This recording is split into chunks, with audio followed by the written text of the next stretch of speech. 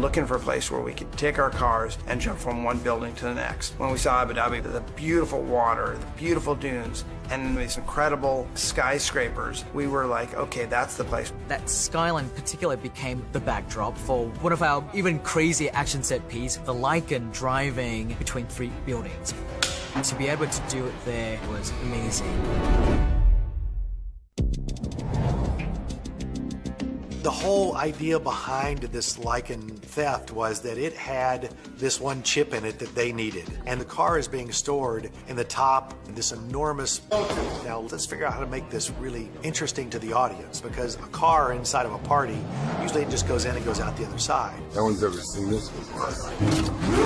Time to unleash the beast. So we came up with, hey, he's gonna make a lap around this whole entire party sequence. And you're going, well, where are they going to go? What the hell are they going to do? Are they going to drive in an elevator and go down the elevator? You've got a lot of people in evening gowns and tuxedos, and they can't move really fast. And they're on a marble floor. They drop their drinks. Now there's liquid on the floor. Ready, and action!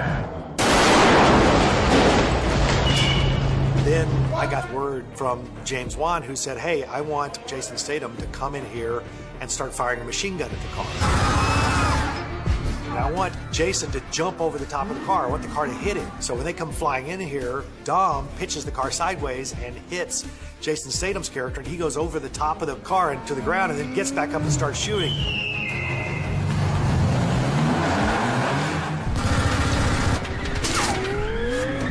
Jason goes over the top, we hit the piano, we hit the bar, we hit everything we could hit in there. And at the same time, he's being shot at by a machine gun and shot at by these grenade launchers, and so columns are blowing up around the car.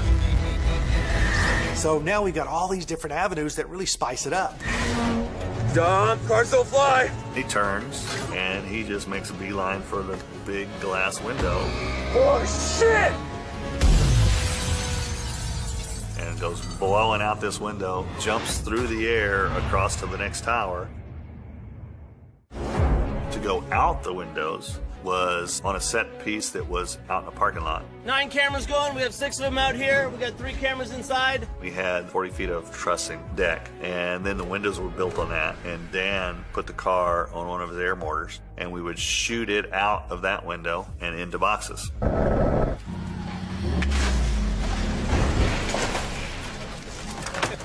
Survive! We would get the exit from one side and then get the entrance on another side. And we did it multiple times for different buildings that we're supposed to go into.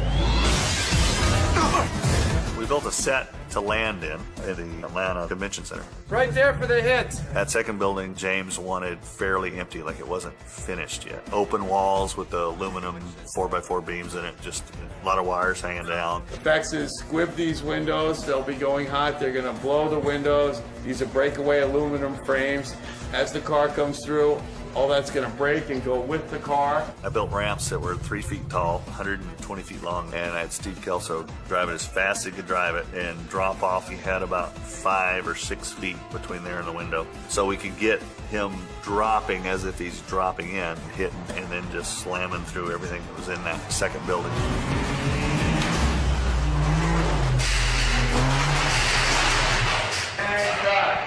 Nice, all right. When we were able to use those towers, and we knew we could go farther, so we went from one building to the next, to the next. And then we did another landing with a redressed interior, which now was art gallery. I say car, you guys snap around, and you will see the car jumping through and then run right toward us. I've got real stunt people in there, all dressed up, you know, very nicely like they're art gallery exhibitors and they're patrons, and they've got to move pretty fast. Well, they can't see the car. It's on a countdown, and so I say, we're going to say 3, 2, 1. Everybody has to be moving. You can't be thinking to move. You got to be moving because the car's coming in really fast. So that was the tough part. 3, 2, 1, It lands, it goes out of control, and now Dan built a rig that spins as it goes across the floor. Dan Sudik created this car that was on a complete rotating spindle but would travel down the length of the set. So I could put my stunt doubles in there and film this car rotating as they're trying to bust the whole dash loose to get this circuit board out that contains the device that they want, and then they've got to dive out. Got it! Get out! This Lycan, very, very low to the ground, hard to get in and out of. So doing an action sequence and sitting way down inside the car and having to dive out of it is a whole different ballgame. We've got to get 2 stunt doubles out of a spinning car, and we want the car to jump out the window all in one shot. So we tested it. We took the doors off and said, let's see if you guys can jump out of the spinning car. And we found out that if you don't jump out as it's starting to spin, the back tail end hits you. You're rotating in there. You don't really know where you are. So the stunt guys had to look for some kind of pinpoint area out on the set. And they said, when I see this come around, I know I have to go out. We said, okay, and action. Spun the car, and they all dove out in the perfect thing. We went through the window, the car jumps out the other side. And then I got a message from James, and he said, oh, by the way, I want Vin's character to hang up on the edge. So I had to put that character on a cable and rotate the car in so that he could jump out of the car and not penetrate through the glass. Then they dropped the car 60 feet just to the ground for the impact of it going out the next window with our heroes out of it.